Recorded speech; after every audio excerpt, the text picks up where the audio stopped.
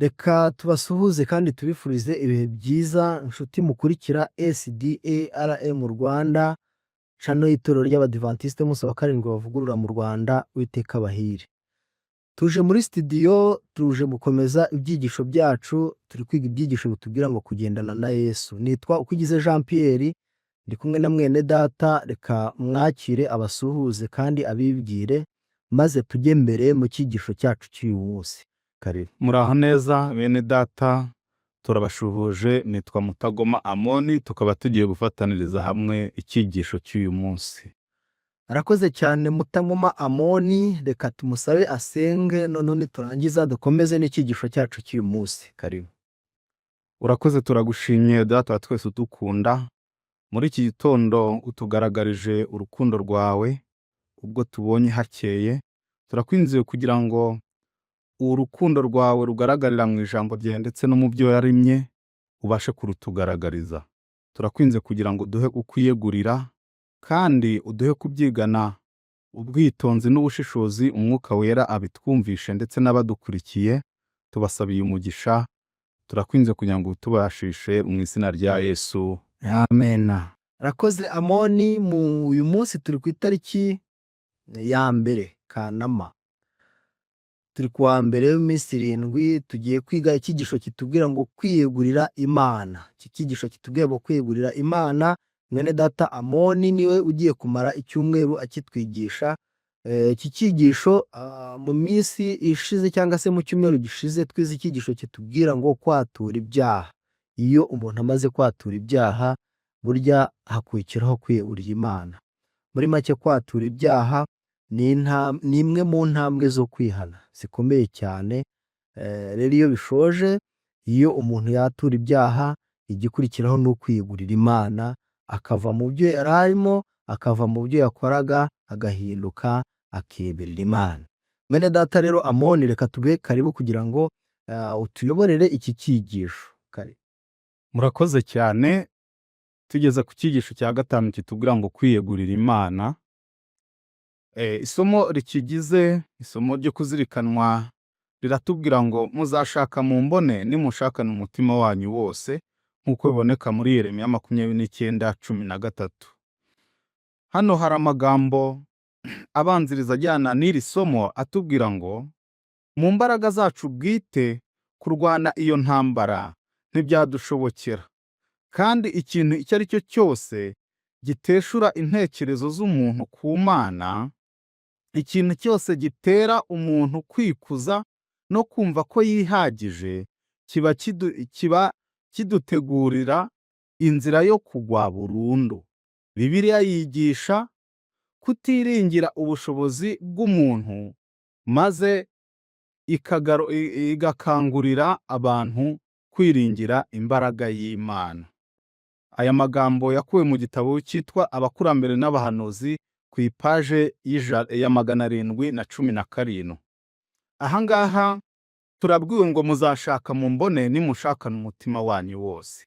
Ariko mu mbaraga za kimuntu ntabwo dushobora kwibashisha kurwana iyi ntambara, kereka nk'uko mu byigisho byatambutse twabonye neza yuko umwuka wera ari we udushoboza, ari we utubera imbaraga zo kubasha kurwana iyi ntambara. Ndetse kandi Yesu yadusezeraniye yuko mu gihe turwana n'ibirushya, mu gihe dushaka gucika icyaha, aza akadufasha kurwana iyo ntambara. Muri make niwe uturwanirira maze tukaneshereza muri we.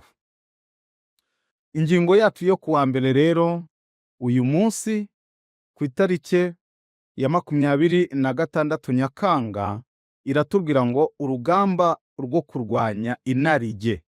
Inarijye mu yandi magambo ni ijambo twumva, ni ikinyarwanda dusanzwe tuzi, ariko nanone ni ijambo rihishe.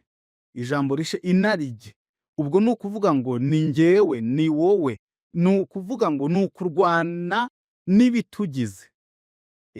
Pawulo yarabisobanuye neza ko yabonye itegeko ry'Imana rirwanya itegeko ry'ibyaha riri muri we. Ubwo ni ukuvuga ngo ni ukwirwanya mu yandi magambo, kandi ngo kwirwanya kwitsinda ni intambara iruta izindi zose zigeze kubaho. Reka dukomeze kuri haratubaza ngo ni gute Pawulo yasobanuye urugamba rwa gikirisito n'intwaro zikenewe muri rwo. Hano mu Befeso 6 haragenda hatubwira uburyo iyi ntambara imeze, ndetse yahuguriraga Abefeso kuyirwana, ndetse kandi iyi ntambara tuyirwana hakoreshejwe irwanirwa mu bitekerezo ndetse no mu bwenge bw'umuntu. Iyi ntambara niho ibera. Wadusomera kugira ngo tubashe kubyumva neza. Abefeso 6 umurongo wa 12 kugeza 18. haragira hati: kuko tudakirana n'abafite amaraso n'umubiri, ahubwo dukirana n'abatware, n'abafite ubushobozi, n'abategeka isi y'umwijima, n'imyuka mibi y'ahantu ho mu ijuru. Nuko rero mutware intwari zose z'Imana, kugira ngo mubashe guhagarara mudatsinzwe n'uburiganya bwa Satani, kandi murangije byose mubashe guhagarara mudatsinzwe. Muhagarare mushikamye, mukenyeye ukuri, mwambaye gukiranuka nk'icyuma gikingira igituza, mukwesa inkweto arizo butumwa bwiza bw'amahoro bibiteguza. Kandi ikigeretse kuri ibyo byose, mutware kwizera nk'ingabo, ariko muzashobora kuzimisha imyambi ya wa mubi yose yaka umuriro. Mwakire agakiza k'ingofero, mwakire n'inkota y'umwuka ariyo jambo ry'Imana. Musengeshe umwuka iteka mu buryo bwose bwo gusenga no kwinginga, kandi ku bw'ibyo mugumye rwose kuba maso musabira abera bo. Urakoze cyane. Hano tubonye intwaro ndetse n'ibirwanisho n'ibikoresho byose tuzakoresha kugira ngo tubashe guhangana n'umubi. Satani yateze Yesu ngo amugeragereshe ibishuko biteye ubwoba, ariko mu kigeragezo cyose umwanzi yaratsinzwe. Izo ntambara zarwanwe ku bwacu, uko gutsinda kwatubereye inzira yo kunesha. Kristo yiteguye guha umuntu wese ubishaka imbaraga yo gutsinda. Nta muntu ushobora gutsindwa na Satani atamutije umurindi. Ubwo ni ukuvuga ngo nitwe twitsindisha cyangwa se tukisunga Kristo akadutsindishiriza. Umushukanyi ntafite ububasha bwo gutegeka ubushake cyangwa guhatira umutima gukora icyaha. Ashobora guteza umubabaro mu mitima w'uwo bahanganye, ariko ntashobora kumwanduza. Ashobora kumuca intege, ariko ntashobora kumuhumanya. Kuba Kristo yaratsinze bikwiriye gutuma abamwizera bose barwana bashikamye urugamba rwo kunesha icyaha na Satani. Aya magambo yakuwe mu ntambara ikomeye, paji 510. Ahangaha biri kugaragara yuko Kristo yatubereye umuneshi, kandi yiteguye kubera umuneshi uwo ari we wese umuhungiraho. Ni hese Satani agerageza kubona intsinzi. Imigani 4:23. Imigani 4:23. Yego. Ni hehe Satani agerageza kubona intsinzi, kandi tuzi neza yuko Satani ngo yoshya n'ubundi umuntu wiyoheje. Imigani 4:23 aragira ati: rinda umutima wawe kuruta ibindi byose birindwa, kuko ariho iby'ubugingo bikomokaho. Yego rwose. Kuko uko atekereza ari ku mutima, kuko uko atekereza ku mutima ariko ari, nk'uko biboneka mu Migani 23:7. Umutima ugomba kugirwa mushya n'ubuntu bw'Imana.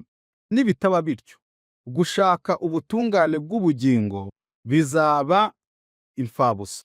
Umuntu wese ugerageza gukuza imico iboneye kandi itunganye, adafashijwe n'ubuntu bwa Kristo, aba yubaka inzu ye ku musenyi. Mu mugaru ukaze w'ibigeragezo, nta kabuza iyo nzu izasenyuka.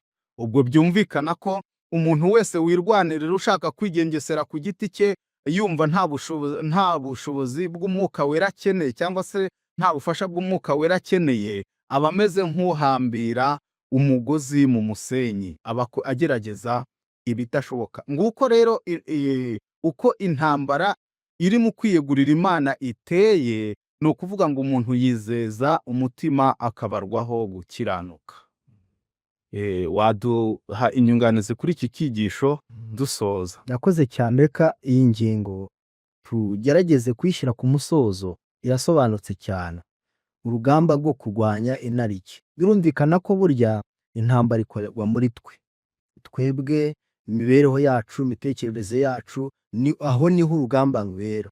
Niyo mpamvu rero kwirwanya koko birakomeye, ariko nanone dufite amahirwe ko dufite intsinzi. Kuba Yesu yaratsinze, ntabwo yatsinze kubwe, ahubwo yatsinze kugira ngo atubere urugero. Uko yatsinze burya natwe twatsinda. Hano hari ikintu gikomeye mbonyemo, ntabwo Satani yakwanduza utabishaka. Hari ukuntu abantu tujya tuvuga ngo Satani aratugerageza, Satani nibyo koko, ariko Satani akoresha imitekerereze yacu, akoresha imitimanama yacu, akoresha inarijye yacu. Iyo akoheje nawe ukoheka birakunda. Ariko burya aho umwemereye wamwangira, ntabwo yakwanduza utabishaka cyangwa se utabigizemo uruhare. Nacyo gituma byitwa ko twanduye, nacyo gituma tuzabiryozwa, ni nacyo gituma intsinzi, agakiza kacu, uruhare dufitemo ari uko twiyegurira Yesu kuruta tukarwanya Satani. Niba mukwanya Satani nawe azabahunga, mwegere Imana nayo izamwegera. Umugaragu w'Imana Yakobo niko yabivuze. Niyo mpamvu rero nshuti tubana kuri iyi cano, twese twahamagariwe kurwanya intambara, kandi iyo ntambara ntabwo ari ukurwana n'ibindi cyangwa n'abandi, ahubwo ni ukwirwanya twebwe, tukarwanya inarijye yacu. Niturwanya inarijye yacu, tuzaba turwanije imbaraga zikorana na Satani kuri twe, noneho tuzegurira Umwuka Wera, bizashoboka, gutsinda birashoboka. Murakoze rero, ahari iyi ngingo twashyira ku musozo. Hari ikindi wakongeraho? Ikindi nakongeraho ni ikintu gitoya kigaragaza neza ko Satani akoshya mu byo ukunda kurarikira, mu byo ukunda kugerageza gukora, agendera ku byifuzo. N'ubundi mu yandi magambo, yorosora wabyukaga, n'ubundi ni ukuvuga ngo akaguteza ibintu bihwanye n'ibyo wari usanzwe ukunda.